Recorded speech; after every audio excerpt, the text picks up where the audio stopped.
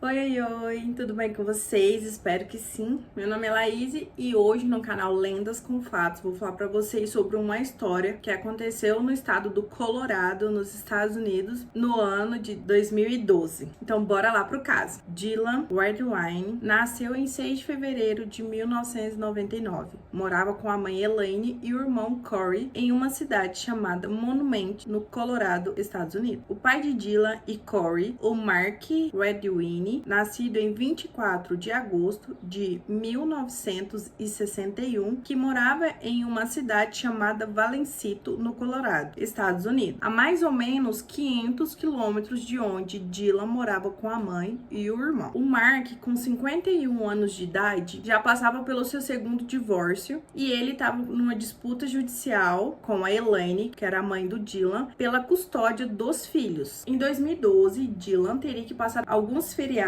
com o pai por determinação judicial. E um desses feriados seria o feriado de Ação de Graça, que aconteceria dia 28 de novembro. Apesar dessa determinação judicial, o Dylan não queria ir passar esse feriado com o pai, porque no ano anterior, em 2011, aconteceu alguma coisa que o Dylan não se sentiu muito confortável e acabou distanciando muito ele e o irmão Corey da vida do pai. E outra razão do Dylan também não querer ir fazer essas visitas, passar esse tempo com o pai, é porque o irmão dele, o Corey, já havia feito 18 anos. Então ele não tinha obrigação nenhuma e a justiça não poderia obrigá-lo a conviver com o pai. Mas o Dylan, como tinha 13 anos só, então ele era obrigado a conviver com o pai perante determinação judicial. A mãe de Dylan, a Elaine, não sabia o que estava acontecendo, mas ela percebeu que nas últimas visitas que os filhos tiveram junto com o pai, ela percebeu que eles voltaram bravos, desconfortáveis com algumas situações, eles estavam muito decepcionados e eles não queriam estar mais na presença do pai. A Elaine, sabendo que o Dylan não queria ir para a casa do pai, ela entrou em contato com um advogado para saber o que aconteceria se o Dylan não comparecesse na data programada na cidade do pai dele. Aí o advogado orientou a Elaine que se por acaso o Dylan não comparecesse no aeroporto no dia que estava programada a viagem para a casa do Mark, ela poderia receber um processo judicial e poderia ser um ponto negativo na questão da custódia da criança. Vendo que não teria outra saída, a Elaine então conversou com o Dylan, explicou tudo o que poderia acontecer caso ele não fosse, e então ela e o Dylan decidiram seguir a determinação judicial. A viagem estava marcada para acontecer no dia 18 de novembro de 2012. O dia de Ação de Graças é dia 28, então ele ficaria mais ou menos 10 dias lá para poder passar esse feriado com o pai. Em 18 de novembro de 2012, Mark foi até o aeroporto de La Plata para buscar Dylan como estava combinado. As imagens de vigilância do aeroporto de um Walmart mostram que Mark e Dylan não tinham quase nenhuma interação pessoal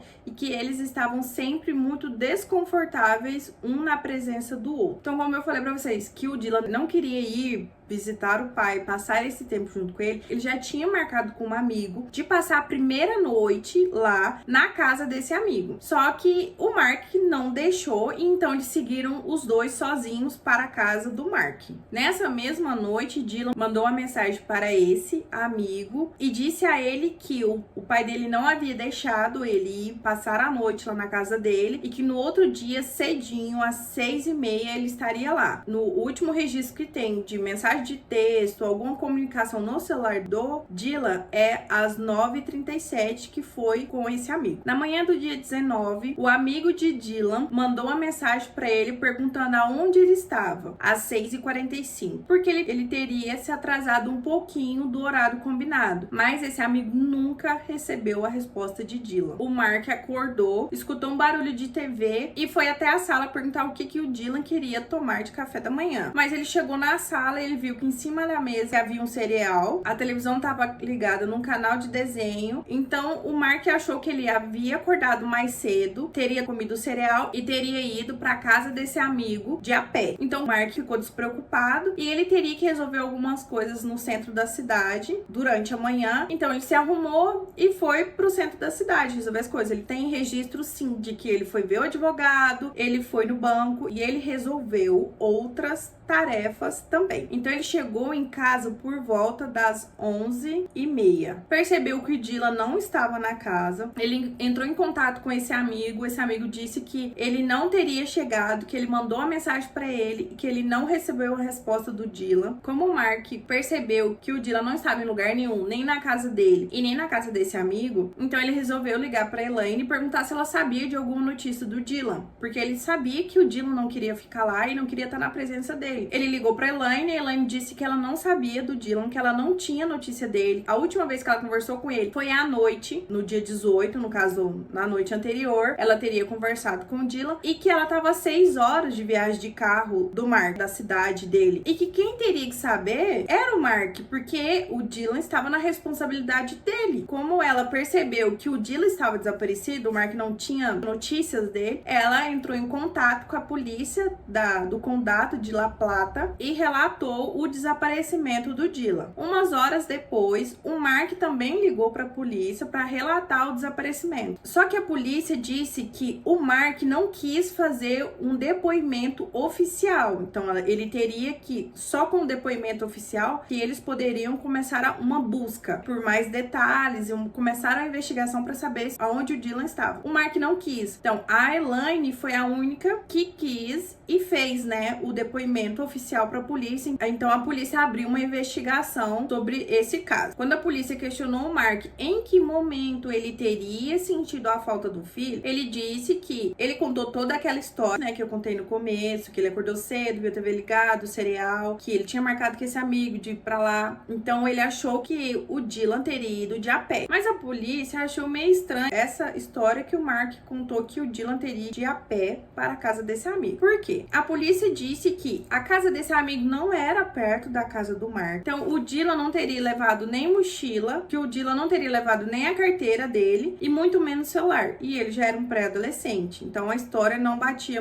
muito. Como o Mark percebeu que essa história não tava muito assim, e também o policial falou pra ele, né, questionou ele sobre a casa não ser perto, que ele não teria levado o celular, o Mark também levantou uma suspeita que o Dylan poderia ter fugido de casa porque o Dylan não queria ficar com ele. Ele contou a história que ele estava passando, né, por esse divórcio e que o Dylan não queria estar ali com ele. Então ele suspeitava que o Dylan teria fugido de casa. Só que essa história também foi refutada pela polícia. Por quê? O Dylan não levou mochila, não levou nenhum alimento, não levou a carteira dele, não levou o celular. Eles puxaram o histórico de conversa do Dylan por mensagens e tal. O Dylan não tinha mencionado isso pra ninguém. Eles estavam numa época que o clima é bem complicado, porque a cidade onde que o Mark mora é uma cidade que fica numa região montanhosa. Então em novembro é um clima muito rigoroso. A temperatura lá varia de 17 graus, 4 graus negativos. Nessa época do ano tinha muita neve, então não demorou muito para a polícia mudar o foco da investigação de desaparecimento para sequestro ou algo pior, porque eles achavam que ele teria saído de casa enquanto o Mark teria ido fazer os afazeres dele na cidade e alguém passou ali perto da casa do Mark e sequestrou ele e levou ele embora. Então as chances de achar ele com vida ou de alguém ligar para pedir um resgate seria grande. Então a polícia achou melhor mudar o foco de investigação. E assim, a partir do momento que a Elaine e o Corey ficaram sabendo do desaparecimento do Dylan, eles já pegaram um carro e foram o mais rápido possível para a cidade do Mark para estar perto, né, da polícia ali, estar perto do caso, porque seria mais fácil também para eles saber qualquer notícia e também ajudar nas buscas. Moradores de locais que sejam montanhosos, florestais nos Estados Unidos, eles têm o costume de que quando uma criança, principalmente uma criança ou uma pessoa está desaparecida, eles deixam as luzes da casa a noite inteira acesa, porque fica mais fácil para localização. Então, se uma criança tá no meio da floresta e ela vê uma luz, ela vai saber que ali tem alguma pessoa morando, então ela pode ir até lá pedir socorro, ou que ela vê várias luzes ou simplesmente um clarão, ela segue em sentido aqui clarão e fica mais fácil para ela achar ajuda para ela. Então os moradores deixaram as luzes da casa acesa durante a noite inteira assim que soube do desaparecimento do Dylan. O curioso é que o Mark não deixou as luzes acesas. Deu 11 horas da noite, o Mark desligava todas as luzes da casa. Era como se ele soubesse que o Dylan não estivesse perdido nas montanhas. E também o Mark não deixou de fazer só isso. Como teve bastante voluntários à disposição para ajudar a polícia a fazer a busca na montanha pelo Dylan, o Mark não participou de nenhuma busca, ele não deixou a luz ligada, então é como se ele soubesse que o Dylan não estava desaparecido. Apesar do Mark não se importar com a sinalização das luzes e com as buscas, ele em nenhum momento questionou ou fez oposição durante a busca que a polícia realizou na casa dele na caminhonete. E durante esse momento, a roupa dele que ele teria usado no dia 19, a polícia recolheu. Ela estava meio limpa, mas não estava com cara de lavada, ela só estava meio limpa quando a pessoa usa uma vez. Ele disse que não tinha lavado a roupa. A polícia disse que o Mark não era suspeito, então só foi uma busca por cima ali para corroborar o que o Mark havia falado sobre toda aquela história que eu contei para você. Mas apesar dele não deixar a luz ligada e nem participar das buscas, ele dava bastante entrevista. Ele sempre pedia que se alguém soubesse do Dylan ou que tivesse visto o Dylan em qualquer cidade ali perto, que era para ligar para a polícia, para dar informação, não ficar dando informação falsa, que se tivesse visto quem pegou o Dylan era para ligar para a polícia, que o Dylan era a luz da vida dele. E às vezes ele até chorava ali durante uma reportagem e outra. Ele também disse que era injusto com ele dizer que ele não estava preocupado com o desaparecimento do Dylan, que ninguém sabia o que ele estava passando, que não era porque ele não deixava a luz ligada e nem participava das buscas, não seria o motivo dele não estar preocupado, e que cada pessoa age de uma forma durante uma situação. Ele disse também que ele sabia que o que a Elaine mais o Corey estavam passando também era difícil para eles. A polícia também incorporou cães farejadores na busca por Dylan nas montanhas. E uma curiosidade sobre cães farejadores que eu achei na internet, então quem for mais especialista e estiver vendo o vídeo, me diga aí se realmente é verdade, ou me diga aí o que é a verdade. Então o que eu li foi que os cães farejadores, eles sentem o cheiro, né, humano até 6 semanas depois do desaparecimento. Então assim, a polícia pediu para que o Mark desse algum objeto que o Dylan usou do dia 18 pro dia 19, até porque algumas roupas do Dylan não foi achado depois na casa do Mark. Depois de muita insistência, ele disse que o Dylan teria usado um travesseiro. O cão foi sentindo o cheiro só até 1 quilômetro e parou. Ele não sente mais. Então a polícia começou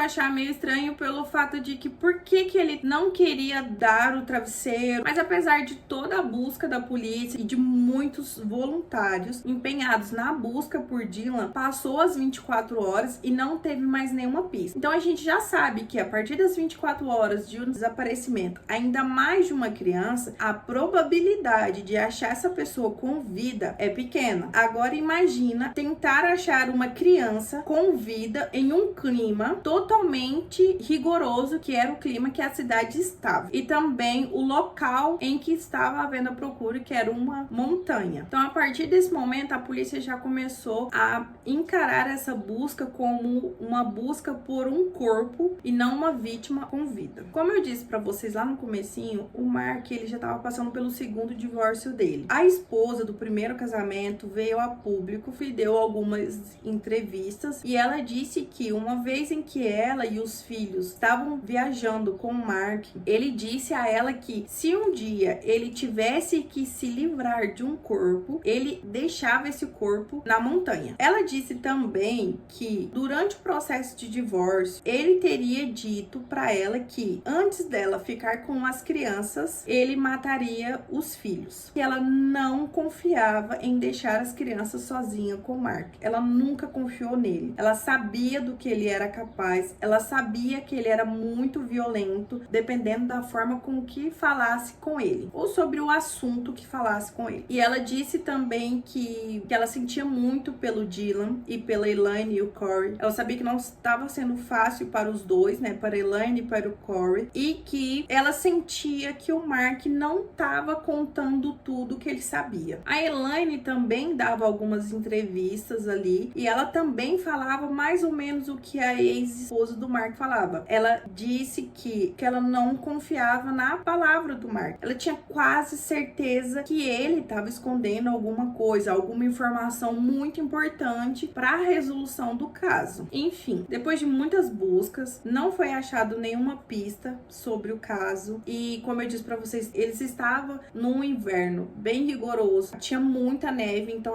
a neve acabava atrapalhando bastante. Então a polícia suspendeu ali as buscas, até porque essa montanha onde que eles estavam fazendo as buscas era uma montanha que fica, né, dentro de um parque nacional. Então eles fecham todo ano, eles têm a data que eles fecham e quando eles voltam a abrir. A data que eles fecham é dia 30 de novembro.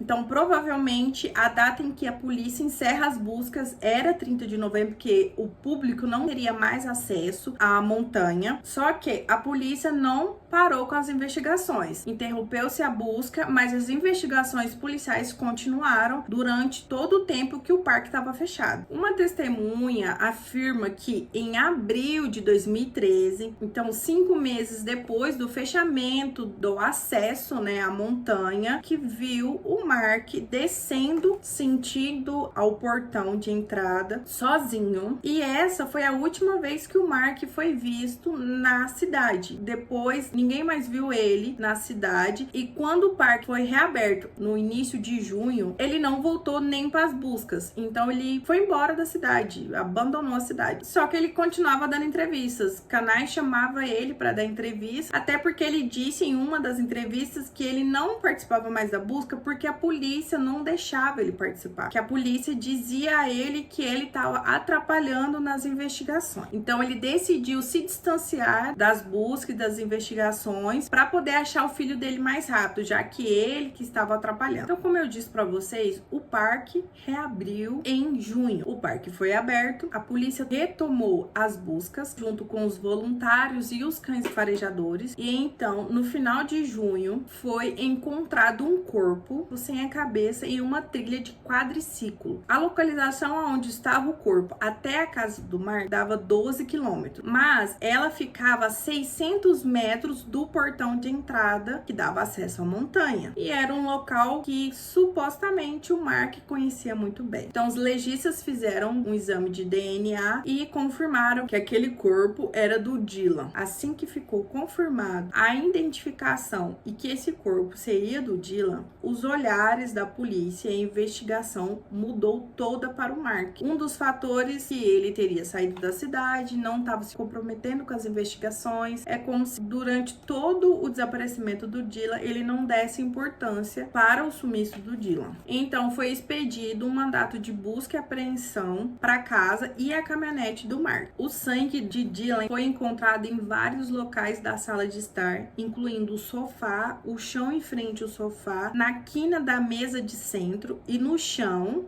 e sob um tapete. Fizeram um teste de DNA e confirmaram que Dylan era a fonte de todo aquele sangue e que tinha outros componentes que os exames determinaram que seriam produtos de limpeza. Em agosto de 2013 foi incluído também os cães farejadores, mas esses cães, eles eram cães específicos para farejar restos humanos. Então a busca canina foi conduzida para o interior da casa do Mark e também para a caminhonete. Dentro da casa do Mark, o cão indicou que havia cheiro em toda a sala e especificamente na máquina de lavar e em vários locais da casa. Então a polícia pegou a roupa do Mark que ela coletou quando ela fez a busca na casa dele, né, para corroborar lá com a situação. Então a polícia pegou aquela roupa que o Mark teria usado no dia 19 e deu pro cão cheirar. E o cão indicou indicou que também havia detectado o cheiro de cadáver naquela roupa. Como a caminhonete também foi colocada à disposição para que o cão indicasse se havia algum odor ali, algum cheiro, né, de algum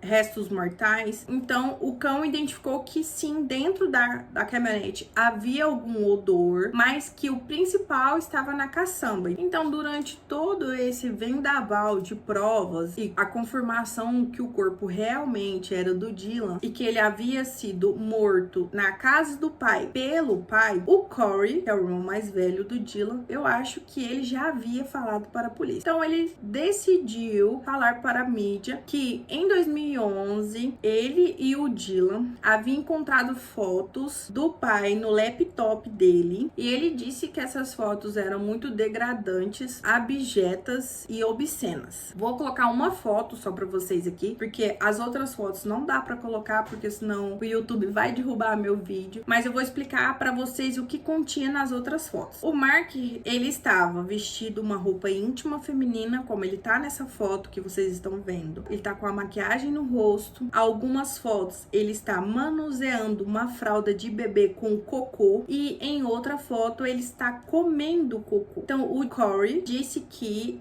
ele teria mandado essas fotos para ele mesmo para usar como prova ou usar como um trunfo, vamos dizer assim, para quando o pai dele brigasse com ele, falasse alguma coisa com ele, ele usasse essas fotos como um argumento. E o Corey disse também que durante essa viagem mesmo, ele e o pai dele tiveram uma discussão e ele jogou algumas indiretas para o pai, dizendo que fica quieta, moça, você é o que você come, mas que ficou só nisso. No outro ano, já em 2012, ele já não teria mais contato com o pai dele, porque ele já teria feito 18 anos, como eu falei pra vocês lá no começo. Como o Dylan não queria ir pelo fato do irmão não poder ir junto com ele, e também que ele ficou muito chateado, ele ficou muito desconcertado com essas fotos que ele viu do pai, ele pediu para que o irmão Corey mandasse essas fotos para ele poder confrontar o pai. Então o Corey acha que o estupim que deu pro Mark matar seria o Dylan ter enfrentado ele com essas fotos. Uns amigos da Elaine encontrou o Mark quando ele fugiu da cidade e foi questionar ele por que ele não estava durante as investigações, porque ele não estava ajudando as buscas, porque eram amigos dela, eles tinham contato com o Dylan, eles eram amigos próximos da Elaine. Então eles mencionaram essas fotos porque o Corey já havia dito na mídia. Eles disseram que o Mark ficou violento de uma hora para outra, assim, de uma forma excomunal, que pegou um pau que tava no chão, assim, ao lado deles e partiu para cima deles. Então eles correram, eles disseram assim que foi